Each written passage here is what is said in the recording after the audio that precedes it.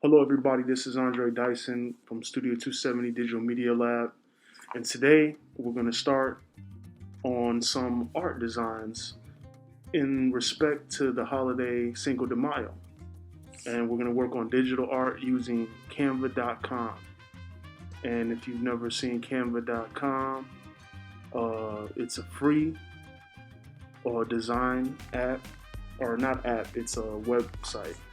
But you can create all different kind of designs, anything from presentations, posters, logos, Instagram posts, basically you name it, flyers, posters, a great tool to utilize. And today I'm basically going to make some art, digital art or wallpaper, computer wallpaper, in reverence of the Cinco de Mayo holiday. So what I did was kind of look at some designs for Cinco de Mayo art. And one of the common themes that I really noticed about Puebla art, which is where Cinco de Mayo, the history of it originated from Mexican forces joining together to fight the French invasion in 1862. And it was really dedicated around the coming together of Mexico to fight a foreign power such as the French Revolutionary or the French Army. And I think they were led by Napoleon. So it was a big deal from such a world power as France was at that time, being able to defeat an army like that. So what many people got confused about Cinco de Mayo is that they assumed that it was the independence of Mexico, when actually that wasn't the case. It was the celebration of this battle of Puebla. Batalla de Puebla is what they call it. So I wanted to show some appreciation for the Cinco de Mayo holiday and bring some enlightenment about that holiday by celebrating Mexican art. And some of the things that I notice about that type of art is the color. It usually pops with high color or very pattern-like, very floral. So floral color and pattern is something that I want to highlight in my art piece, and I will use I'll use Canva to do that. So I just want to show you, when you first start into Canva, I have some pre-made designs, but basically I can show you how to create something off of a template. So let's go back into this.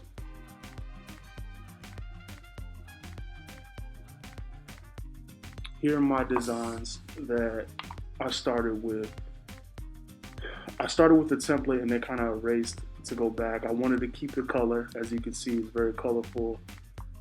They have pre-made elements. If you go into the element section, you can search for different elements. Like if I were to zoom in, a lot of these little elements, you see maracas, I see chips and guacamole, a pepper, hot pepper, a taco, tequila, and a cactus.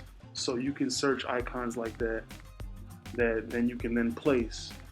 So, and you can search certain words, and they have free designs that you can do. Let's look at the taco, for instance. It's running a little bit slow because I have the recording software running. So if we were to type in taco, they have images, pre-made images.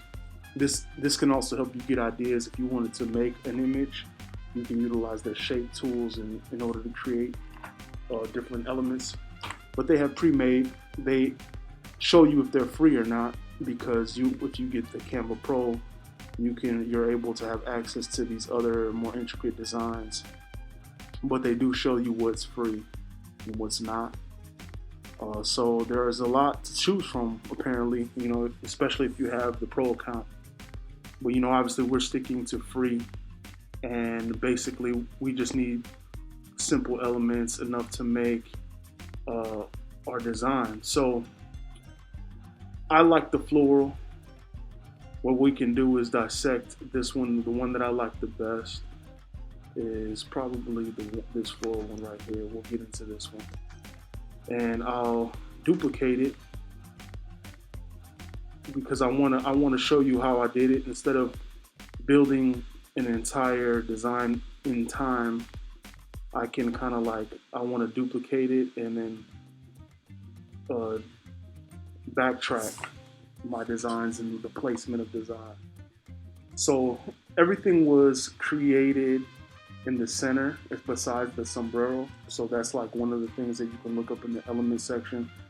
You know, it's kind of, because the sombrero has dimension to it. They have the flatter sombreros that you could build with shape, but I kind of like the three-dimensional aspect of the sombrero.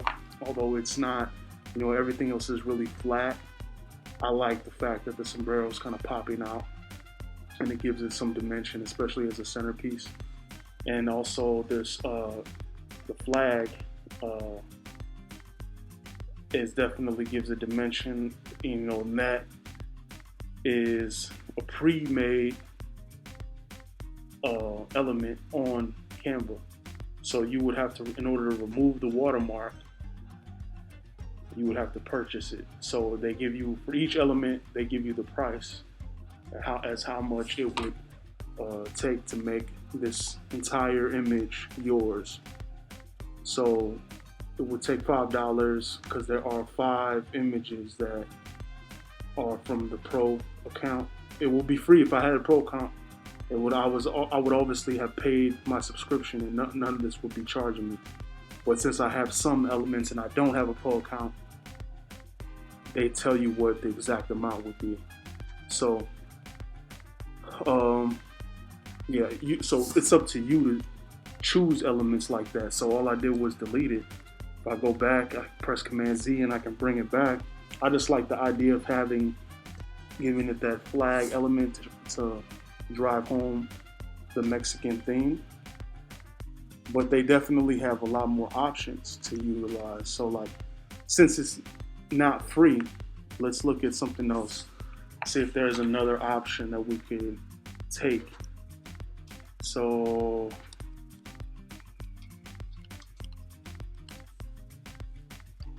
because it's so busy with the floral, I do like the idea of having the flag, but I also like it without it. So I did try it. As you can see, I duplicated it, but I did try it in this one, but I don't know, maybe it looks good without it. I like the space. I like what I noticed about Pueblo art is it's very patternistic. So like these lines, even with the color, the pops of color against the black, it looks very of a modern ancient look, you know, like of it's of the characteristics of the art where it's patternistic. You see the repetition, and you see it's even. Whatever's going on one side is very symmetrical, like it's happening on the other, even if there are slightly different colors. The shapes are symmetrical. So you have the 3 lines on this side, or the 2 color lines and the 3 white lines. 2 color lines, 3 white lines on this side, and it's symmetrical. Also accenting the length, the change in length of the lines.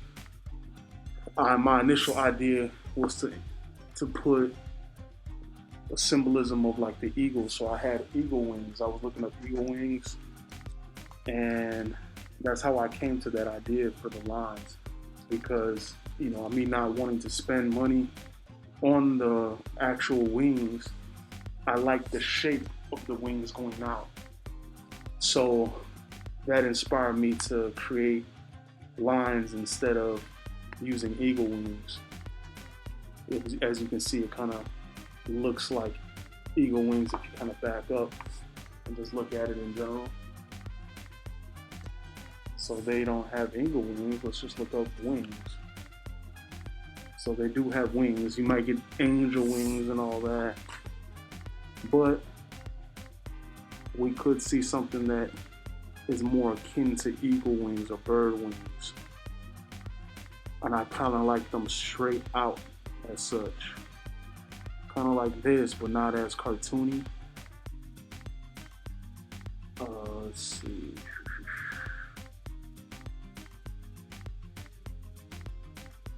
Let's and again, I'm looking at to see what's free and what's pro. A lot of these are going to be with the pro account, so you won't be able to print it out or export without purchasing. So what I'll do is I'll look for something that's close to what I want, a straight wing. And oh, see, this looks like an ancient style of wing. But this is more so, this is not just like a Mexican style. It looks like it's Egyptian, like an Egyptian wing. But it kind of does have the ancient look to it. I like the flat wing. So, for instance, if I have this scenario, I'm going to take away these lines. Again, I've duplicated this design, so it's not totally destroyed. But we have things to work with, elements to work with, and I'll center it. As you can see, the lines pop up to show you what you want to center with. And obviously this is overlaid on top of this image, and that's not what I want. So what I'll do is go to position of the element. See the element is highlighted, these wings. I'll go to position, and then you can push it forward to front, backward, or to back. So backward means just one layer back, and to back means all the way to the back. So if I go to the back, see now these wings are all the way to the back of all of the layers. So it creates layers, kind of like Photoshop, but it helps you with these guidelines and showing what is center and how to line something up, which is very helpful. So now that those wings are selected, I can leave them white to show full contrast, which also kind of does make sense because there's so much color surrounding it and on top of it. It kind of makes it out of the way. But I could also make it a little gray. So you see the wings, but it's more subtle. It's not as contrast with the white against the black. So, and I kind of like that even better because you see it, you get that it's wings. The center of the wings kind of gave away with the little snakes on it. They kind of gave away that it was from like an Egyptian stylized wing. But with it being in the back, it kind of masked that a little bit. So I kind of like this as to where I need my design to like spread out a little bit. Now, we could do the sombrero. We don't have to. In Mexican culture, the skull is the symbolism of death, but the flower is the symbolism of life. So I wanted to contrast with those symbols, as the flower means growth, life, and as well as death, the embracing of death, even in that battle. So the Battle of Puebla, obviously the result is death, but also with that sacrifice of death came the new life of the country of Mexico, which is the reason for the celebration. So I like to enhance what the people really wanted it to mean. They wanted this holiday to mean a rebirth through that death and that sacrifice. So the sombrero kind of gave it a comedic quality, kind of made it funny a little bit. And I guess we could go that route with this. I like the roses. Roses are very powerful in Mexican culture. These are just other flowers that you can control. I control the color, so I'm the one that made the color pattern, essentially. So again, respecting the fact that, in Mexican art, there's a lot of pattern and there's a lot of color. So I wanted to make sure the colors were evenly spaced, just to give it that balance. But all of these, these flowers, the flower itself was a pre-made object or a pre-made element, just like the wings and just like uh, the lines and everything. But I created the skull myself with shapes. So like I created the circle. Let's go to the circle. I'll show you how I made the skull. I'm sure they have skulls here, but you can be creative and create one. So when I select the circle, they're just going to give you the circle with a random color. What I'm going to do is, obviously you make it white, right? Bring it down in size. And I'm just going to work right here to the side. And then I go to elements again and I type a square. So I could choose a sharp-ended square, but obviously a skull doesn't have those sharp angles on it. So I definitely would take a square that isn't sharp and has rounded corners. And we'll make that white as well. And I'll bring that down to size. And as you can see, a square and a circle don't look like a skull, but when I combine the two and I drop the square down in size, obviously this square is going to become the jawline of the skull. So I'm going to center that, and you can see how that shape is that shape. And then to create teeth, I'm going to use lines. So we can type out lines. And now it created the lines. You see the ends of it. I'm gonna drop them down in size a little bit. Obviously, you're gonna move them. You can control the angle that it's at, and it shows you the angle. And I want mine straight up and down. So we're gonna leave it at 90%. And as you can see, look, that's the divider of the tooth mark. So now I'm gonna highlight that, copy, Command C, and paste, and see how it creates another line. And now I can space that out. And if you hover over that directional circle, now you can space it out. Right? Command C. And now I can space out. Now you're seeing how it's coming together, right? So again, on elements, you create the eyes with circles. Grab another circle, we're gonna make that a black circle. These are gonna be the eyes. Now you can see, using the lining things up, utilizing those guiders, I'm going to line it up with the edge of the jawline for the eyes. And then obviously, how do we make the nose hole? What's that shape? Triangle. Right.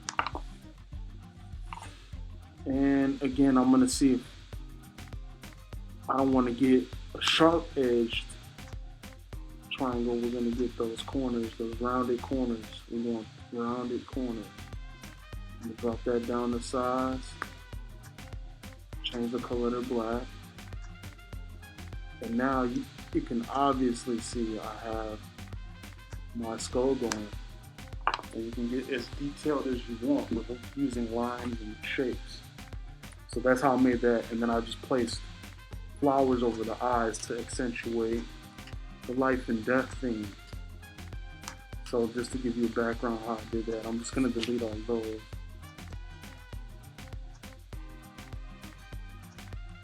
Okay, so all of these elements can be moved around, sticking to a pattern, sticking to colors, schemes, varying that, seeing what Mexican art was in the history, and then also converting it to my own creativity and what I've seen for the past. So, and all I did, obviously, after I created the skull, I created these circles around it to give it uh, this sun symbol with different colors, just to accentuate the skull a little bit more. So it's just not sitting center lonely as a white circle. So putting color behind that white to give it the contrast, using the flowers in the center and coloring those, as I should. So you can change the color of those. Yeah, so utilizing the software, utilizing these images, like these leaves were elements that were pre-made.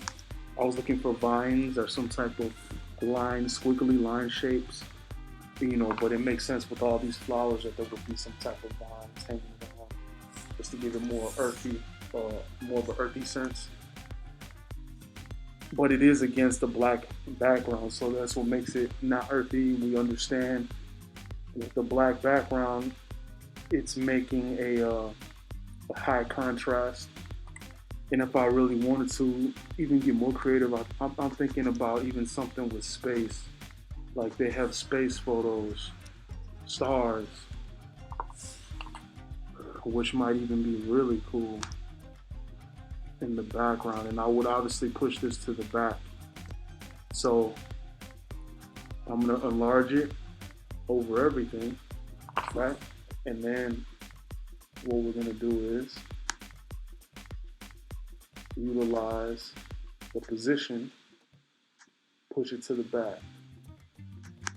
And look at now, now the dead space, now the black isn't dead space, now it is space. Put on the word, right? So now, you see my variations of what I wanted to do as far as a wallpaper. I got really creative with it, using these elements, or making some of the elements from scratch, like this skull, using the text tools, that's the font and the text that they have. You can really, take it to a different level as far as creating any type of imagery. Even this stuff cannot, I'm using this for wallpaper, but this could be also used for posters promoting an event, or something around the Cinco de Mayo holiday. You have a party, an invite. So a lot of this stuff is cool where you can be your own graphic designer. Canva really makes it interesting, and it really brings to life your mind and your designs.